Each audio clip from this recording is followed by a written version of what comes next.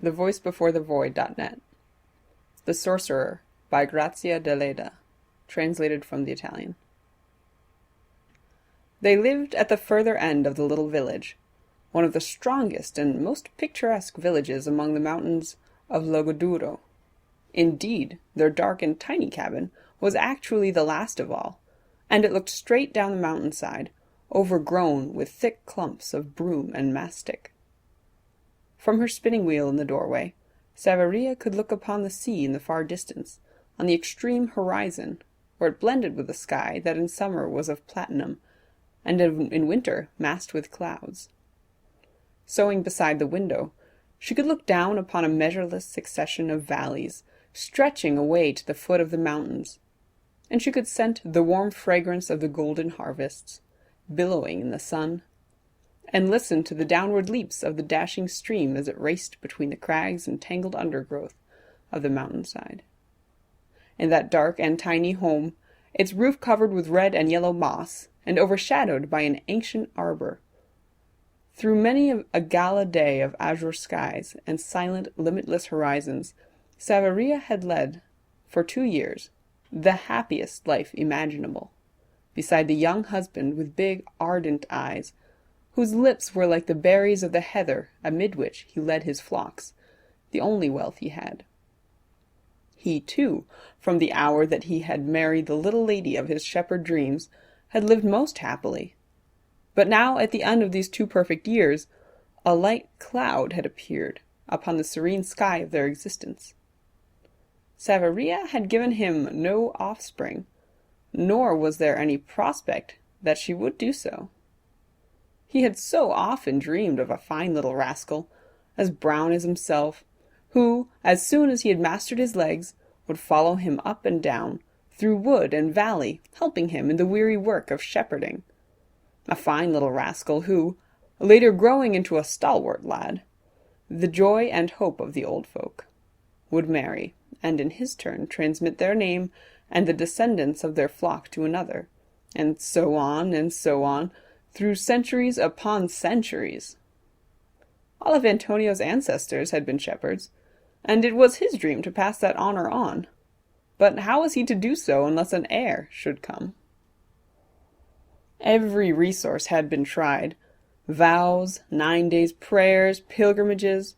Antonio went on foot, hatless and unshod, all the way to the celebrated sanctuary of the Madonna of Miracles, at Betti, and paid for procession and a solemn mass, and he promised to give as many pounds of decorated candles to the Madonna as the future infant should happen to weigh.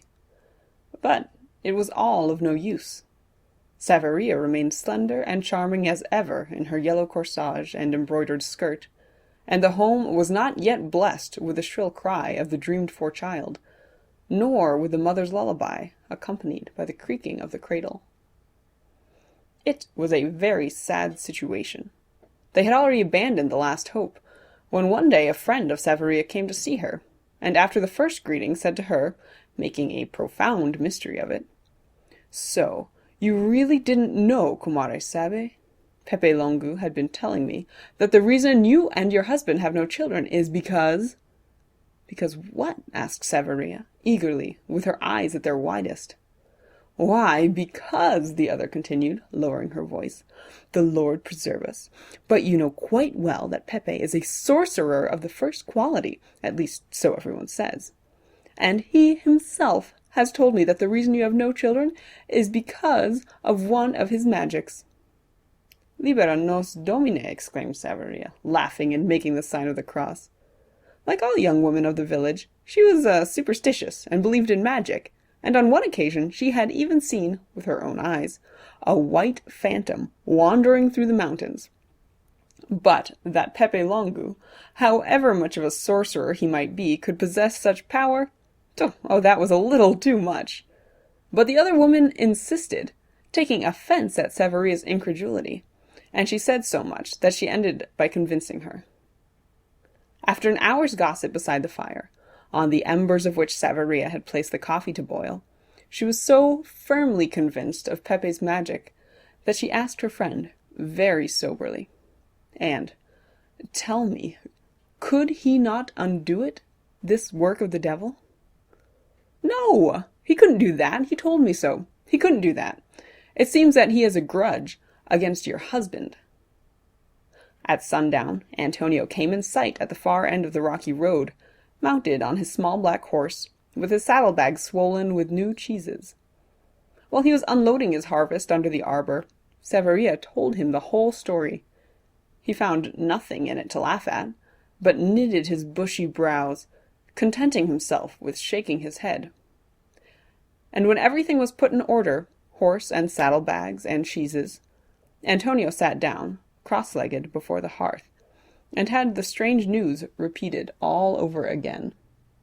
"But what on earth can Pepe have against you?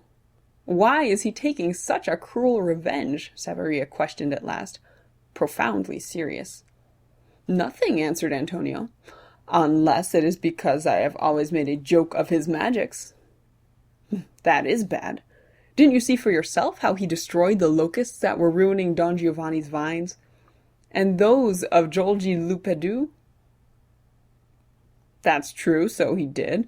But we shall see. Tomorrow I will talk with him." "Oh, if he would only undo the magic!" exclaimed Saveria. That night the young couple dreamed once again of a fine, dark-eyed, dark-haired boy.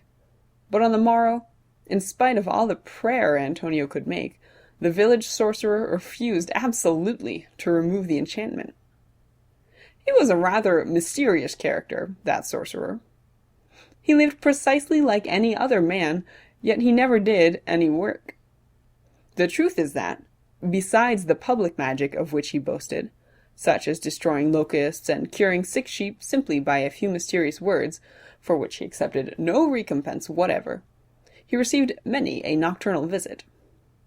No one, however, paid heed to this, and it was generally believed that the spirits which he had at his command furnished him with money and provisions that never seemed lacking in his wretched hovel.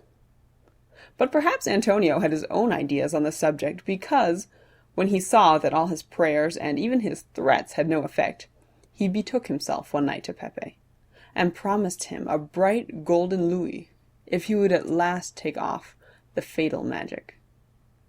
At first Pepe turned a deaf ear, and even showed himself as scandalized as an artist who had been asked to do something in violation of his ideals. But when he had actually seen the glitter of the louis, obtained by the shepherd who knows whence, he yielded little by little, and cried, "Very well, I will do it, but only out of friendship and pity for Saveria, because you yourself do not deserve it. You have always mocked at me."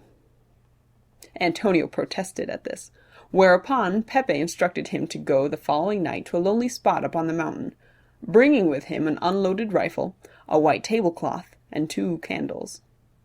Antonio left the money with the sorcerer, and promised everything. But when he found himself alone again on the dark road, he shook his fist at the ramshackle hovel he had just left, and sneered, "We shall see." The following night he was the first to arrive at the appointed place. It was an ugly, precipitous spot, rendered fantastic by the saffron light of the setting moon. Throughout the serenity of the night not a breath of air was stirring, and the flowering briars, the red honeysuckle, and the wild hyacinth exhaled their fragrance upon the mysterious silence of those moonlit crags. The shepherd placed upon a rock the rifle, which, according to Pepe's instructions, he had not loaded, laid beside it the tablecloth and the candles, and then waited. Pepe did not delay long. His first words were, "It is just the hour, it is midnight." He spread the tablecloth upon a stone, large and bare, and isolated from the others, struck the candles in the ground, and made the shepherd stretch himself out full length for a moment, face downward. When Antonio rose again, he saw that the candles were lighted, and the rifle laid across the tablecloth. "Let us begin," said Pepe. And straightway he began to act 1,000 pantomimes, which Antonio followed with lowering eyes and a scornful smile upon his lips. He felt more than ever in the mood to ridicule the sorcerer, but imagine his cold horror when Pepe, facing the stone that was covered with the tablecloth, questioned it in a strange language that was probably meant to pass for Latin, and the stone answered, in a plaintive, lugubrious voice, seemingly issuing from the ground, and in the self-same tongue. At the same time, the candles went out, of their own accord, without the wind blowing or Pepe's bending over them. On the contrary, he had turned towards the shepherd, who was shaking like a reed, and said to him, "The rock has given answer, that the gun must tell us whether the magic has been lifted or not." "How can it do that?" questioned Antonio, who had partly pulled himself together at the sound of the sorcerer's voice. "Your rifle is unloaded?" "Yes, I swear it," exclaimed the shepherd. "Well, then, take it up and fire into the air. If the gun goes off, that is the sign that the spell has been lifted." Antonio, who had been prepared to take part in all the other marvels in the world sooner than this particular one, took up his rifle and fired. Pepe fell to the ground without emitting a single groan, and with his heart pierced by a bullet. Instead of firing into the air, Antonio had aimed at him.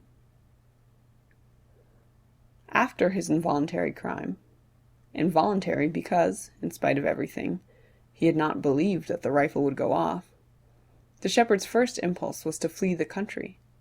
But then he reflected that no one knew anything of this night's work.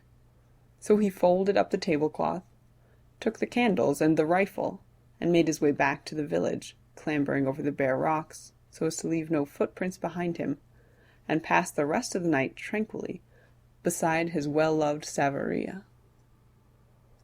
Incredulous as ever in the matter of spells, the stout-hearted shepherd with the big, ardent eyes could never explain to himself how that stone had spoken, how those candles had put themselves out, or how that unloaded rifle had shot Pepe. In the course of the year, however, he had the joy of taking in his robust arms a fine little rascal, of whom Saveria made him the father.